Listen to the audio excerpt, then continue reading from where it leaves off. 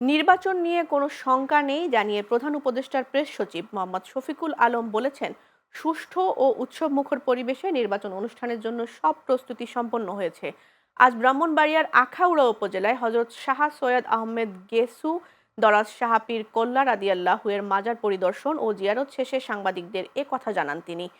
এ সময় শফিকুল আলম বলেন, নির্বাচন অনুষ্ঠানের জন্য রিটার্নিং কর্মকর্তা ও পুলিশিং কর্মকর্তাদের প্রস্তুতি সম্পন্ন হয়েছে। পাশাপাশি নিরাপত্তার জন্য নিরাপত্তা বাহিনীর প্রস্তুতি সহ পোস্টাল ব্যালটের কাজও শেষ হয়েছে। এখন কেবল আগামী 12ই ফেব্রুয়ারির নির্বাচনের জন্য অপেক্ষা মাত্র। তিনি আরও বলেন, যারা গণভোট নিয়ে সমালোচনা করছেন তাদের জানার পরিধি কম। কারণ পৃথিবীর যে সমস্ত দেশে গণভোট হয়েছে সেখানে সরকার গণভোটে হ্যাঁ অথবা না এর পক্ষ নিয়ে থাকে। যেহেতু এই সরকার সংস্কারের পক্ষে, তাই হ্যাঁ ভোটের পক্ষে কথা বলছে।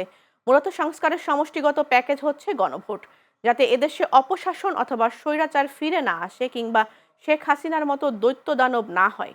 সেজন্য গণভোটে হ্যাঁ ভোট দিতে হবে। শফিকুল আলম আরও বলেন, বিগত সময়ে দিনের ভোট রাতে হওয়ায় মানুষ ভালোভাবে ভোট দিতে না পারলেও এবার মানুষ ভোট দিতে পারবে।